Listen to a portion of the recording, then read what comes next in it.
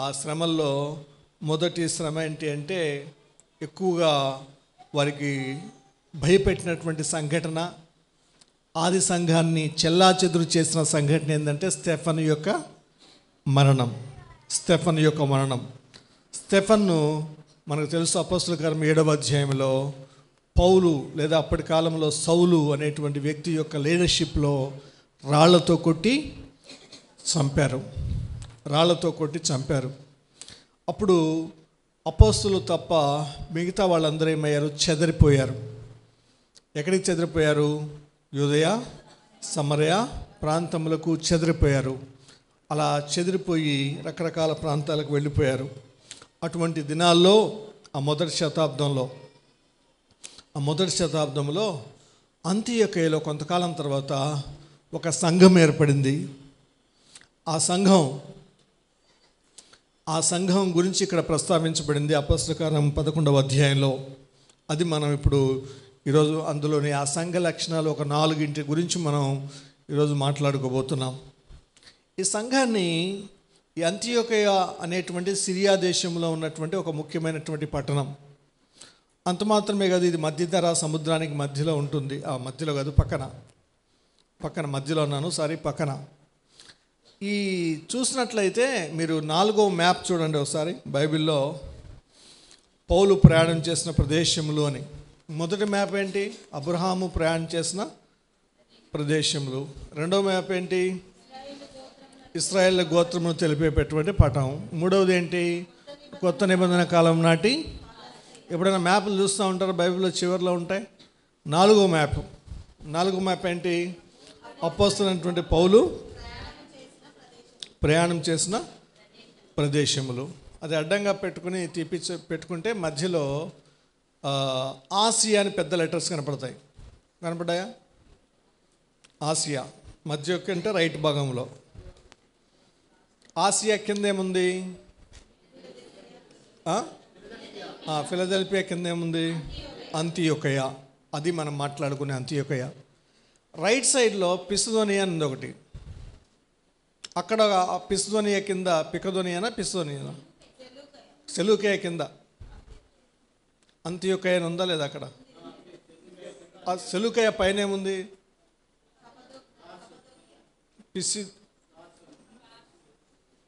పిసిదోకియా అనేది ఉండాలి పెద్ద అక్షరాలతో. కప్పదోకియా అని ఉంది. ఓకే, నా బైబిల్లో ఉండింది. సరే, ఇప్పుడు మొత్తం మ్యాప్లో ఎన్ని అంతియొకయలు ఉన్నాయి? 2 అంతియొకయలు ఉన్నాయి. ఒకటేమో లవోదికి పైన ఆసియా కింద ఉంది, ఇంకోటేమో లూకియా కింద ఉంది, సెలూకయ కింద ఉన్నటువంటి అంతియొకయ కాదు అది. మనం మాట్లాడుకున్నది ఆసియా క్రింద అంతియొకయ. 2 అంతియొకయలు ఉన్నాయి. సిరియాలో ఉన్న అంతియొకయ గురించి మాట్లాడుకుంటున్నాం, అది గుర్తుపెట్టుకోవాలి. బైబిల్లో అంతియొకయ గురించి కూడా ప్రస్తావించబడింది 13వ అధ్యాయం 14వ వచనంలో. అపోస్తలుల కార్యం 13వ అధ్యాయం 14వ వచనం చూడండి ఒకసారి. అప్పుడు వారు పెర్గే నుండి బయలుదేరి పిసిదియలోనున్న అంతియొకయకు వచ్చిరి. ఇది ఒక అంతియొకయ, గుర్తుపెట్టుకోవాలి. ఒకటి అంతియొకయ అనేటప్పుడు 2 ఉన్నాయి. ఒకటి సిరియాలో ఉంది, రెండోది పిసిదొకయలో ఉంది. సిరియాలో ఉన్న అంతియొకయలో గురించి మాట్లాడుకుంటున్నాం. Right? Clear? Right. Praise the Lord. Hallelujah. So ఈ అంతియొకయ గురించి ఇక్కడ పరిశుద్ధాత్మ దేవుడు ఈ 11వ అధ్యాయంలో చాలా విషయాలే ప్రస్తావిస్తున్నాడు. ఈ అంతియొకయ సంఘం గురించి మనం తప్పకుండా ప్రతి క్రైస్తవునికి తెలిసి ఉండాలి. ప్రతి క్రైస్తవునికి ఖచ్చితంగా తెలిసి ఉండాలి, మామూలుగా కూడా కాదు. ఈ మిషనరీస్గా కొరకు ప్రార్థన చేసే వాళ్ళు మిషనరీ కొరకు పరిచయం చేసేవాళ్ళు, మిషనరీగా వెళ్ళాలనుకునేటువంటి వాళ్ళకి ఈ విషయాలు ఇంకా బాగా తెలియాలి. అప్పుడే మనం ఇతరుల కొరకు ప్రార్థన చేయగలుగుతాం. రైట్. ఇప్పుడు మనం చదవమనే లేఖన భాగానికి వద్దాం. అపోస్తలుల కార్యములు 11వ అధ్యాయం 19వ వచనం. స్టెఫను విషయంలో కలిగిన శ్రమను బట్టి చెదిరిపోయిన వారు యూదులకు తప్ప మరి ఎవరికి వాక్యము బోధింపక ఫెనీకే, కుప్రా అంత్యోకయ ప్రదేశముల వరకు సంచరించిరి. వాళ్ళు ఏం చేశారంటే యూదయ సమరయ కూడా దాటి వెళ్ళిపోయి ఎక్కడికి వెళ్ళారంట? ఫెనీకే, కుప్రా, అంత్యోకయకు ప్రదేశముల వరకు సంచరించిరి. ఎవరు వీళ్ళు? ఎవరు వాళ్ళు? Who are they? చెదిరిపోయినటువంటి వారు, హింసలను బట్టి చెదిరిపోయినటువంటి వారు. తర్వాత రెండవ వచనం 19 తర్వాత.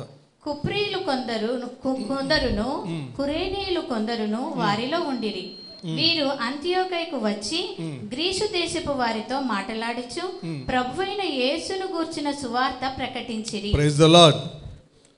ఈ మాట మనకు అర్థమైతే అంత్యోకయ సంఘ స్థాపన చేసిన వారు ఎవరు అని ప్రశ్న వేస్తే, ఎవరు అంత్యోకయ సంఘ స్థాపన చేసింది? ఇది చదవకుండా గనక మనం ఒకవేళ ఈ ప్రశ్నకు సమాధానం చెప్పాలంటే ఎవరైనా టక్కున ఏమంటారంటే, చాలామంది అన్ని సంఘాలు పౌలే కదా అని పౌలు అంటారు. అంత్యోకయ సంఘాన్ని స్థాపించిన వాడు పౌలు కాదు, బర్నబా కాదు, పేతురు కాదు, ఆ మాటకు వస్తే అపొస్తలుల్లో ఎవరు కాదు, ఏ ఒక్క మనుషుడు కూడా కాదు. కొంతమంది చెదిరిపోయిన వారు, ఆ చెదిరిపోయిన వారు నిదానంగా అలా అలా అలా ప్రయాణం చేసి అంత్యోకయకు వరకు వెళ్ళి అక్కడ గ్రీసు దేశస్తులకు సువార్త చెప్పారు. అంతకుముందు 3rd 4th సెంచరీస్లో బీసీలో గ్రీసు దేశం ఏర్పడింది కదా. ఆ గ్రీసు కల్చర్ ఇంకా పోలేదు. ఆ గ్రీసు సంస్కృతిలో ఉన్నటువంటి ప్రజలు అక్కడ ఉన్నారు. సో వాళ్ళకి వెళ్ళి వీళ్ళు సువార్త ప్రకటించారు. సువార్త ప్రకటిస్తే వాళ్ళు ఏం చేస్తారంటే యేసు ప్రభును నమ్ముకున్నారు. యేసు ప్రభును నమ్ముకున్నారు. మీరు చూడండి, అపోస్తలుల కార్యం 8వ అధ్యాయం మొదటి నుంచి. ఆ కాలమందు యెరూషలేములోని సంఘమునకు గొప్ప హింస కలిగినందున అపోస్తలులు తప్ప అందరూ యూదయ సమరయ దేశంలో యందు చెదిరిపోయిరి. భక్తిగల మనుషులు స్టెఫనును సమాధి చేసి అతనిని గూర్చి బహుగా ప్రలాపించిరి. సౌలైతే ఇంటింటా జొచ్చి పురుషులను స్త్రీలను ఈడ్చుకొని పోయి, స్టెఫను చంపిన తర్వాత సౌలు ఊరుకోలేదు.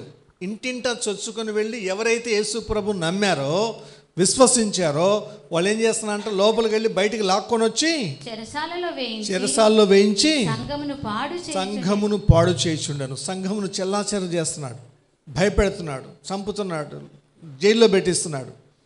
అటువంటి టైంలో యేసు ప్రభువు నమ్మిన వాళ్ళు చేసినటువంటి పని ఏంటంటే, యేసు ప్రభును మాత్రం వదిలిపెట్టలేదు, కానీ వాళ్ళకు ఉన్నటువంటి ఇళ్ళు వదిలిపెట్టారు, పొలాలు వదిలిపెట్టారు, ఆస్తులు వదిలిపెట్టారు. ఒకవేళ పశు సంపద ఉంటే వాటిని తీసుకెళ్ళారు కదా, వాటిని వదిలిపెట్టారు.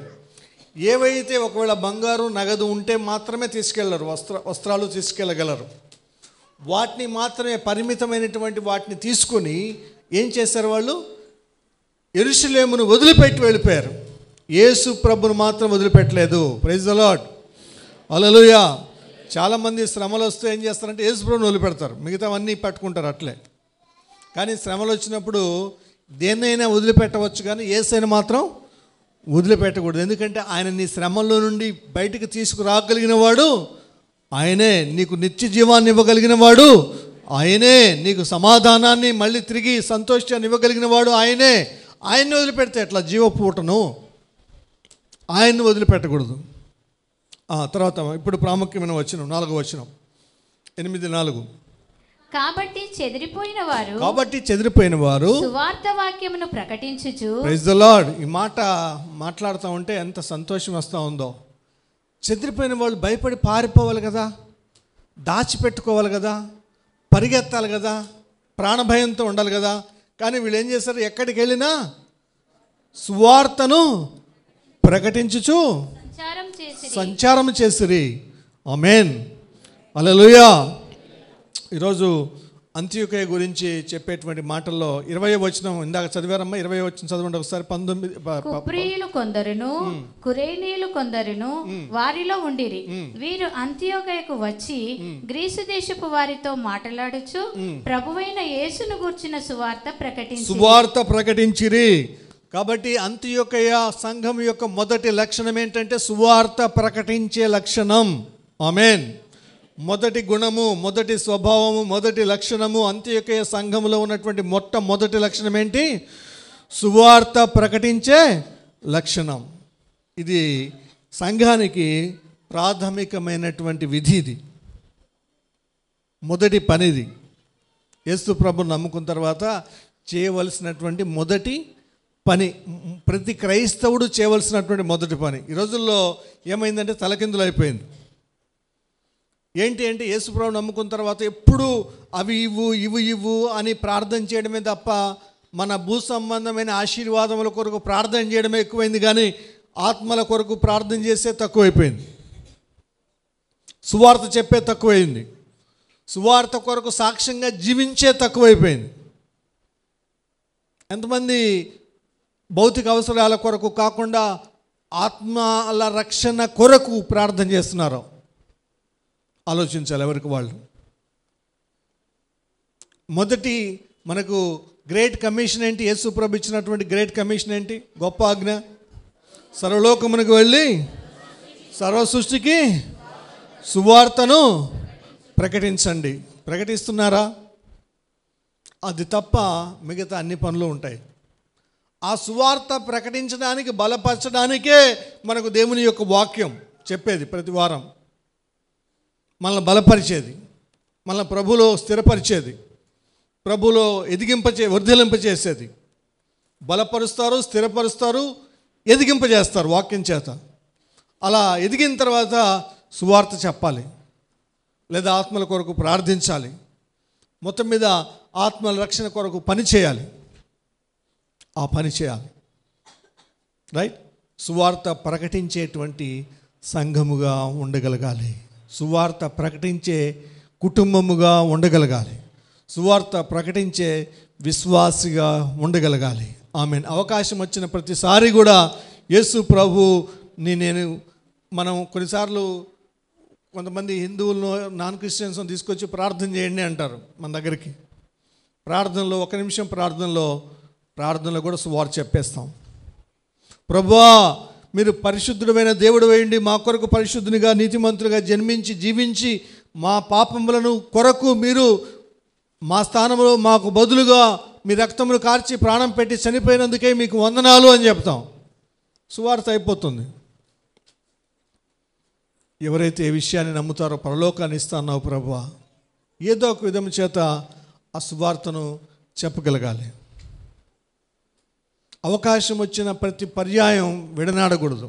ఇప్పుడు వీళ్ళు ఈ కుప్రేయులు, కురేనీయులు అంత్యోదయకి వెళ్ళిన తర్వాత వాళ్ళు నిజానికైతే ఏం పని చేయాలి? మొదట వాళ్ళ జీవనోపాధిని వెతుక్కోవాలి.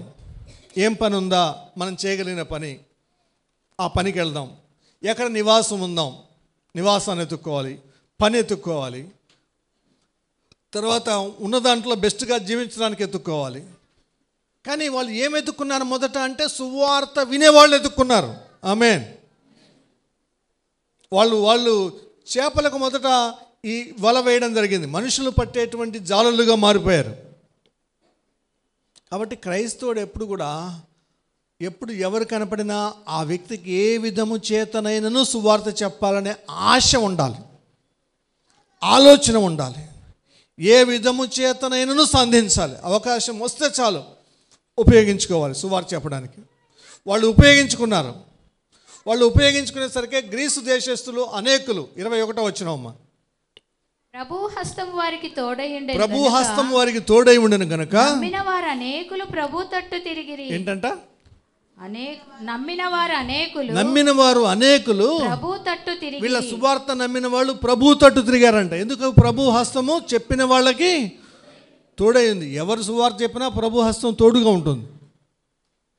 అనేకులు ప్రభు తట్టు తిరిగారు. ఆమేన్. ఏ గొప్ప పరిచారకుడు వెళ్ళి పరిచయం చేశాడు? పౌలు వెళ్ళలేదు, ఇంకెవరు వెళ్ళలేదు.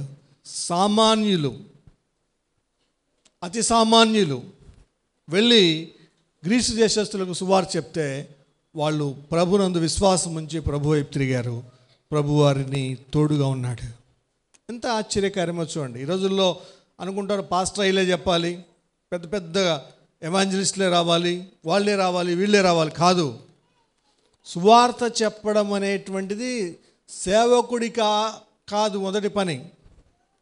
సేవకుడు కూడా చెప్పాలి, కానీ సేవకుడిదే మాత్రమే కాదు బాధ్యత. గొర్రెల కాపరిది కాదు బాధ్యత. గొర్రెలను మేపుతాడు సేవకుడు, గొర్రెలు కనాలి, గొర్రెలు సువార్త అంటే పిల్లలను కనాలి. కాబట్టి సంఘం ఏం చేయాలంటే విశ్వాసులను, ఇతరులను విశ్వాసంలోకి నడిపించాలి. సంఘం ఎప్పుడు అలా ఉండకూడదు ఒకే విధంగా. మళ్ళీ చాలా సంఘాలు ఏమవుతుందంటే మనం కూడా కొంతవరకు అందరూ కలిపి మాట్లాడుకుంటే మేము వస్తున్నాం చాలా అనుకుంటారు. పక్క నుండి ఒక్కడన్నా ప్రోత్సహించి దేవుని మందిరానికి నడిపించేటువంటి విధానం ఉండదు. ఎంతకాలం చూసినా 5 ఏళ్ళు 10 ఏళ్ళు 20 ఏళ్ళు 30 ఏళ్ళు నడిచినా కూడా మనం ఒక్కడమేనా? ఎవరినన్నా ఒక్కరినన్నా, ఇద్దరినన్నా, నలుగురినన్నా, 5 మందినన్నా, 10 మందినన్నా మన ద్వారా సంఘానికి వచ్చిన వాళ్ళు, దేవుని దగ్గరికి వచ్చిన వాళ్ళు ఎవరైనా ఉన్నారా? పరలోకంలో దేవుడు తీర్పు తీర్చేటప్పుడు అడుగుతాడు, చూపిస్తాడు స్క్రీన్ మీద ఎంతమంది మనం నడిపించామో, జీరోలో ఉందో మన బ్యాలెన్స్. ఆ స్థితిలోకి రాకూడదు. ఈ సంవత్సరం నేను అంటే మొదటి రోజు ఆలోచించాను ఒక టార్గెట్ పెట్టాలి అని. అదేంటి అంటే ఒక్క కుటుంబం మినిమం 2 ఫ్యామిలీస్ని ఈ సంవత్సరం అంతంలోపు మందిరానికి పరిచయం చేయగలగాలి. Amen, amen. ఇది మీకు ఇచ్చిన టార్గెట్. ఏం చేస్తారో తెలీదు.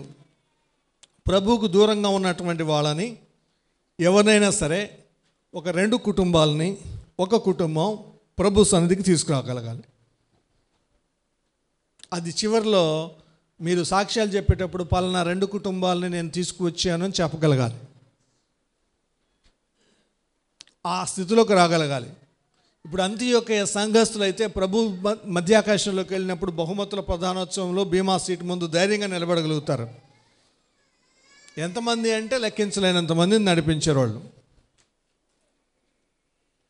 సంఘం దినదినానికి విస్తరిస్తూ ఉంది, అభివృద్ధి చెందుతూ ఉంది. కొంతకాలానికి వాళ్ళు వాక్యం చెప్పలేక ఆ యొక్క వార్త ఎక్కడికి వచ్చిందంట? యెరూషలేములో ఉన్న సంఘపు వారు విని బర్నబాను అంత్యోకయ వరకు పంపిరి. చూడండి ఎందుకని అని ఆలోచిస్తే అక్కడ ఎవరు ఎక్కువ మంది ఉన్నారంటే కుప్రీలు ఉన్నారు. బర్నబాస్ని ఎందుకు పంపారంటే బర్నబాస్ కుప్రకు చెందినవాడు. 4వ అధ్యాయం 36వ వచనం చదవండి. అపొస్తలుల కార్యం 4వ అధ్యాయం 36వ వచనం.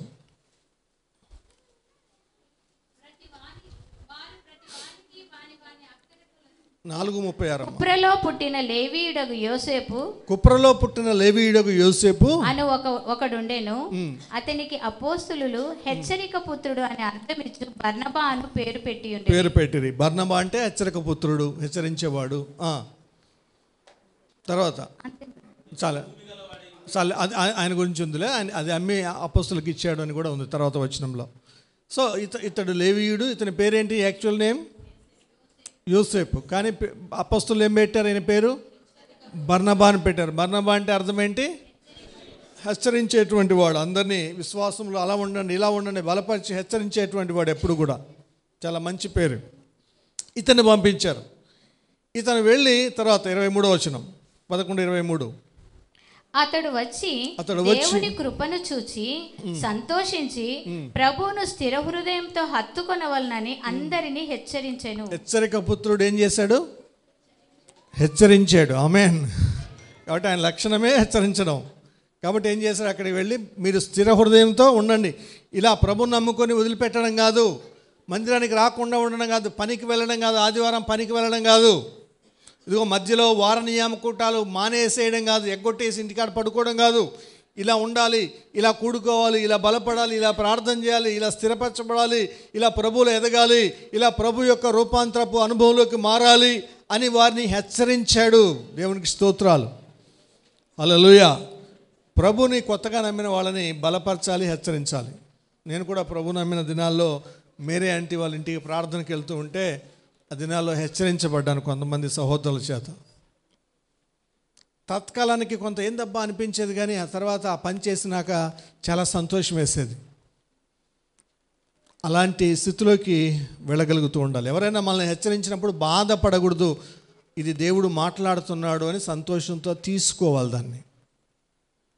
ఆ హెచ్చరిక మనకు అవసరం. అది దిద్దుబాటు, గద్దింపు, హెచ్చరికలకి గుణగకూడదు, సనగకూడదు, సంతోషించాలి. రైట్. అప్పుడు ఈ బర్నబా ఇంతమందిని చూసి తాను ఒక్కడనే ఇంతమందికి వాక్యం చెప్పలేనని అనుకొని ఏం చేశాడు, తార్సు వెళ్ళి, తర్వాత వచనంలో ఉంది 24లో, తార్సు వెళ్ళి పౌలును కనుగొని, తార్సులో ఉంటాడు కదా పౌలు ఊరు, సొంత ఊరు తార్సు, పౌలును పిలుచుకొని వస్తాడు.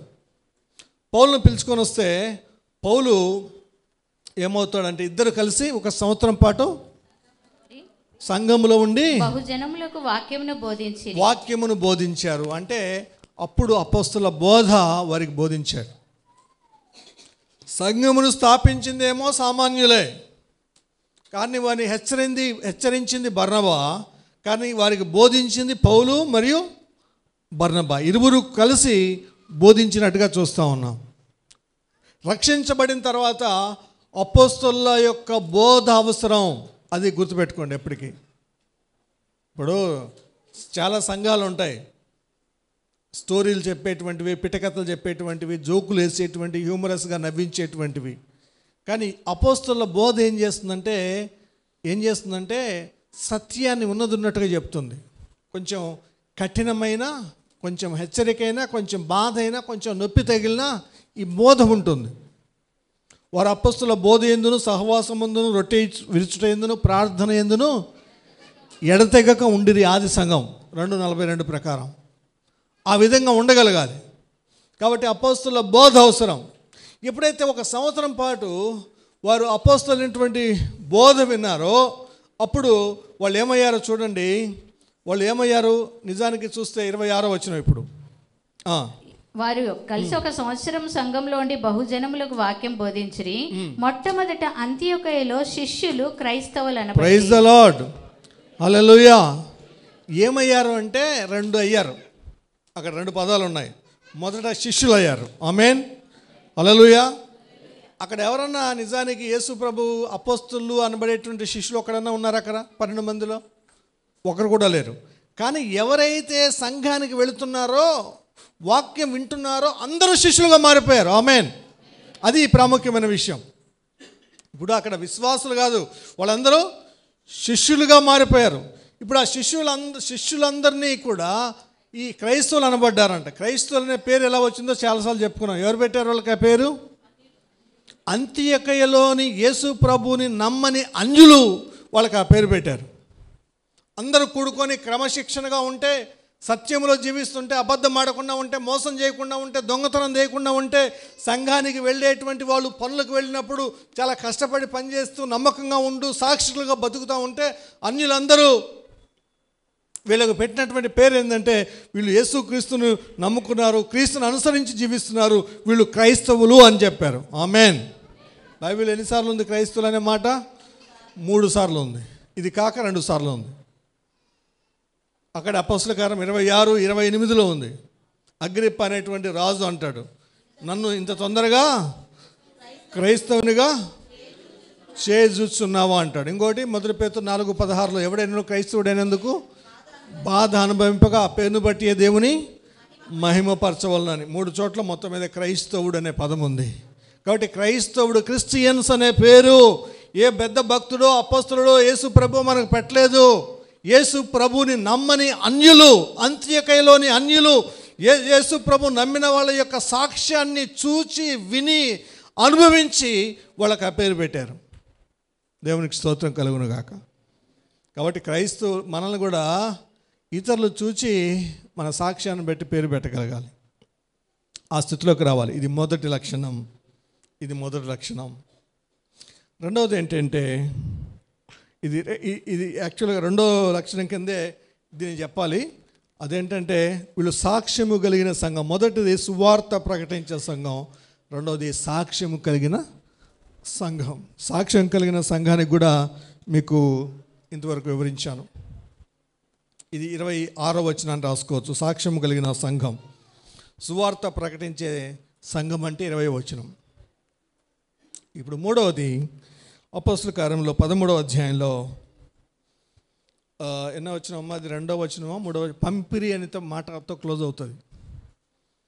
పౌలును బర్నబాను పరిశుద్ధాత్మ 3వ వచనం. అంతటా వారు ఉపవాసం ఉండి ప్రార్థన చేసి వారి మీద చేతులుంచి వారిని పంపిరి. ఆమేన్. ఆ మొదటి 3 వచనాలు చదివితే వాళ్ళని దేనికోసం పంపించారు? అంతియోకయలోనున్న సంఘంలో బర్నబా, నిగేరనబడిన సుమయోను, కురేనీయుడైన లూకియా, చతుర్థాధిపతి అయిన హేరోదుతో కూడా పెంచబడిన మనయేసు, సౌలు అను ప్రవక్తలును 5 మంది ఉన్నారు, బోధకులను ఉండిరి. వారు ప్రభువును సేవించుచు ఉపవాసము చేయుచుండగా పరిశుద్ధాత్మ, నేను బర్నబాను సౌలును పిలిచిన పని కొరకు వారిని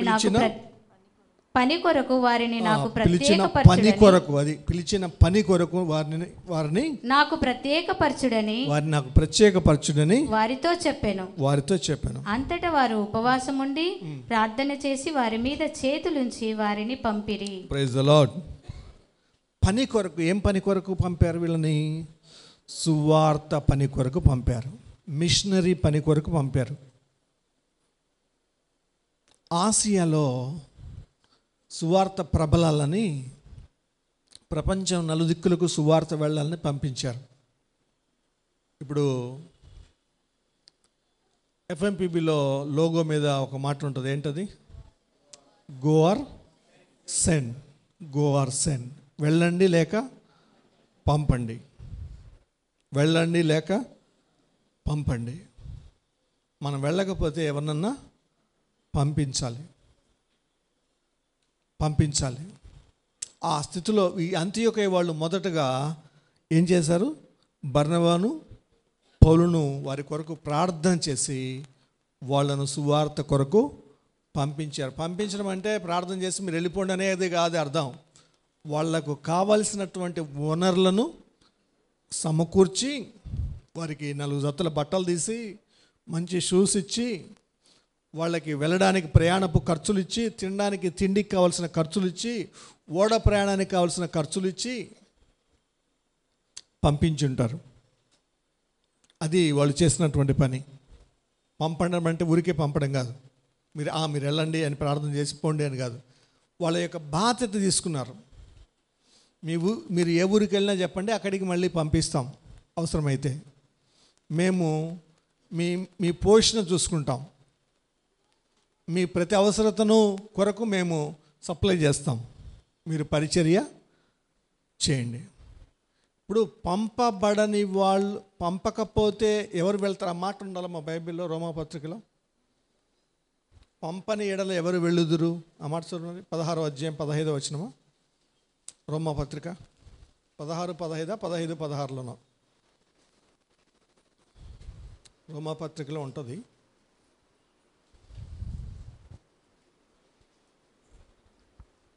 అట్లా అంటే అర్థం వచ్చే మాట ఏదో ఉండాలి. నేను చెప్పిన 2 రెఫరెన్స్లో లేదా? 16వ అధ్యాయం 15వ వచనం, 15వ అధ్యాయం 16వ వచనం. రైట్, వెతికి చెప్పాల్సిందైతే నేను 10:14 10:14. Okay, very good.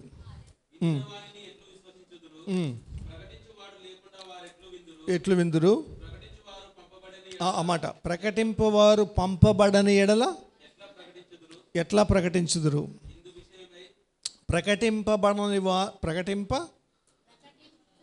ప్రకటించువాడు లేకుండా వారు ఎట్లు విందురు?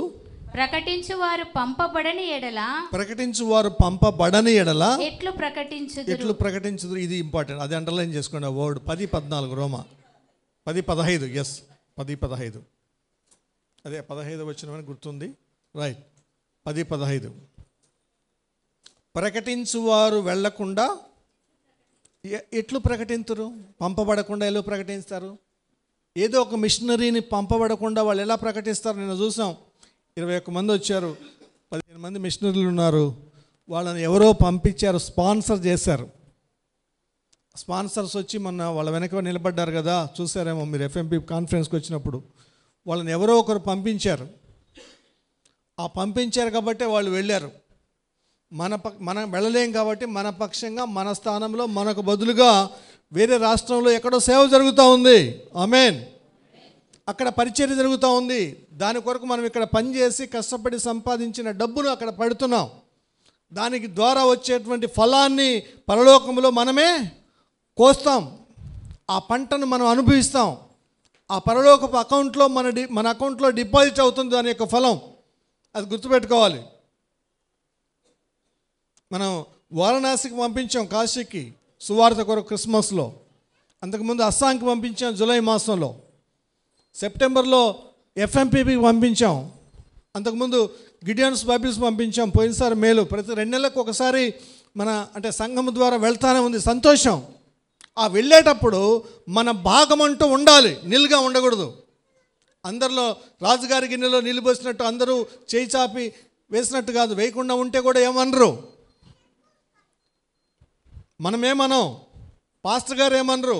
కానీ దేవుడు చూస్తున్నాడు. దేవుని లెక్కలు ఉంటాయి, ఆ లెక్కల్లో ఉండాలి, గుర్తుపెట్టుకోవాలి. కాబట్టి పంపించే వారంగా ఉండాలి. మొదట ప్రకటించే వాళ్ళంగా ఉండాలి, సాక్ష్యం కలిగి ఉండాలి. మూడవది పంపించే వాళ్ళంగా ఉండాలి. 27వ వచనం 11వ అధ్యాయం 27 నుంచి 30 వరకు. ఆ దినముల యందు ప్రవక్తలు యెరూషలేము నుండి అంతియోకయకు వచ్చిరి. వారిలో అగబు అను ఒకడు నిలవబడి భూలోకమంతటా గొప్ప కరువు రాబోవుచున్నదని ఆత్మ ద్వారా సూచించెను. అది క్లౌదియ చక్రవర్తి కాలమందు సంభవించెను. అప్పుడు శిష్యులలో ప్రతి వాడును తన తన శక్తి కొలది యూదయలో కాపురమున్న సహోదరులకు సహాయము. చూడండి, అప్పుడు శిష్యుల్లో ప్రతి వాడు, శిష్యులు అన్నప్పుడు పొరపాటు పడద్దు, 12 మందే అని.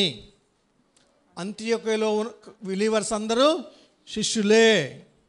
ఇప్పుడు వాళ్ళు ఏం చేస్తారంట, యూదయలో అంటే యెరూషలేము ప్రాంతంలో కరువు రాబోతుందని విని, అగబు అనే ప్రవక్త ద్వారా విని ఏం చేశారు వాళ్ళు?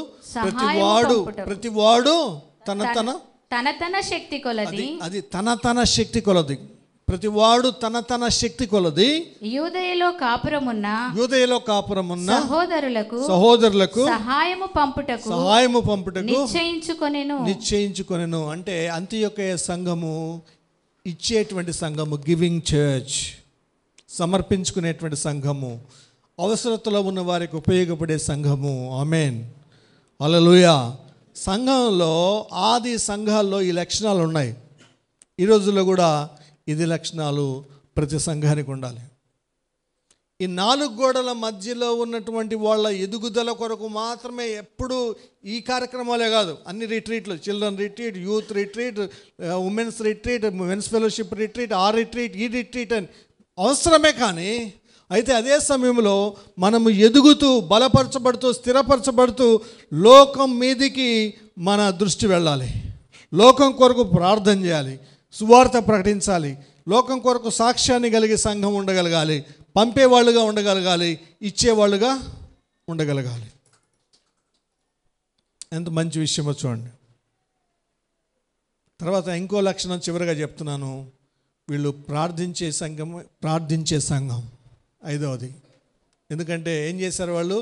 అపోస్తలుల కార్యం 13వ అధ్యాయంలో వాళ్ళు ప్రార్థించారు. ఇప్పుడు మామూలుగా ఏం చేస్తారంటే ఇక్కడ చూడండి, నాయకులు విశ్వాసుల కొరకు ప్రార్థన చేస్తారు ఎక్కడన్నా కదా. కానీ ఇక్కడ ఏం చేస్తారు? విశ్వాసులు నాయకుల కొరకు ప్రార్థన చేసి పంపించారు. ఆమేన్. కాబట్టి సంఘం ఏంటి? ప్రార్థించే సంఘం అయిపోయింది. ఆమేన్. ఎంత మంచి సంఘం. ఈ సంఘములో లాంటి లక్షణాలు మన సంఘములో ఉన్నాయా? మనలో ఉన్నాయా? వ్యక్తిగతంగా మన కుటుంబంలో ఉన్నాయా? ప్రార్థించుకోవాలి, ఆలోచించుకోవాలి, పరిశీలించుకోవాలి, పరీక్షించుకోవాలి. తల వంచుదాం, ప్రార్థన చేసుకుందాం.